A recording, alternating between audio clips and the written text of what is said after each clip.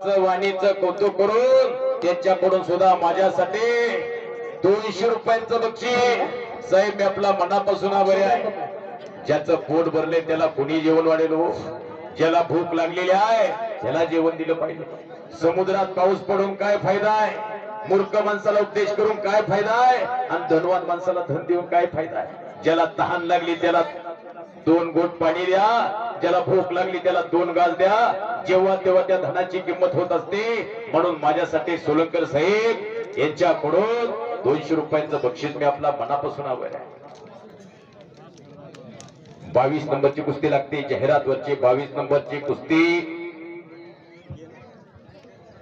सोमनाथ देवकाते भांबोरा हातवतीकर पैलवान सार्थक हांडाळ कर्जत पुन्हा सार्थक आखाड्यावरती आला. कुस्ती बघा.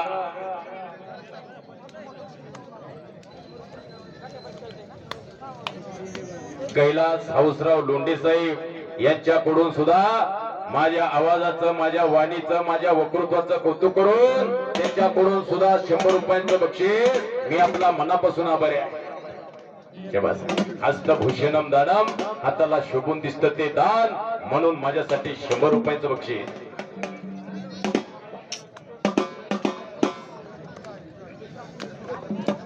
चल वायब्या माग सर नको. विजयभाऊ रसाळ यांचा मानाचा फेटा बांधून सन्मान झाला. मध्ये पंच मध्ये काय कुस्ती.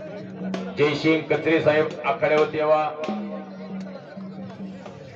सचिन देवकाते आतमध्ये यावा. जयसिंग कचरे, सचिनराव देवकाते आत या. अलीकडे घे. दादासाहेब लोंढे यांच्याकडून सुद्धा माझ्या कॉमेंट्रीसाठी 100 रुपयांचं बक्षीस त्यांनी दिला, आणि माझ्यासाठी 100 रुपयांचं बक्षीस देऊन त्यांनी माझ्या पाठीवरती आता शाबासकीची थाप टाकलेली आहे. मी आपला मनापासून आभारी आहे. पैसा कुठं खर्च करायचा ज्ञान आणि भान, म्हणून असं बक्षीस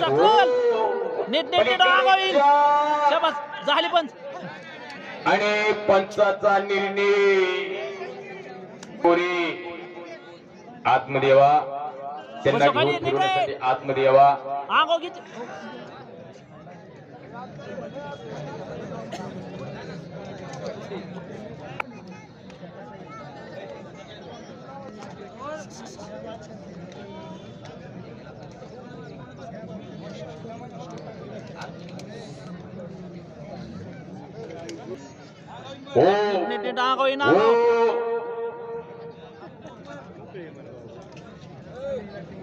संदीप गावकोरी यांच्याकडून मी कुस्ती निवेदक युवराज सोलंकर माझ्या आवाजाचं कौतुक करून त्यांच्याकडून सुद्धा माझ्यासाठी 100 रुपयांचं बक्षीस साहेब मी आपला मनापासून आभारी आहे. माणूस हा ज्ञानाने आणि दानाने मोठा होत असतो, म्हणून माझ्यासाठी 100 रुपयांचं बक्षीस मी आपला मनापासून आभारी आहे.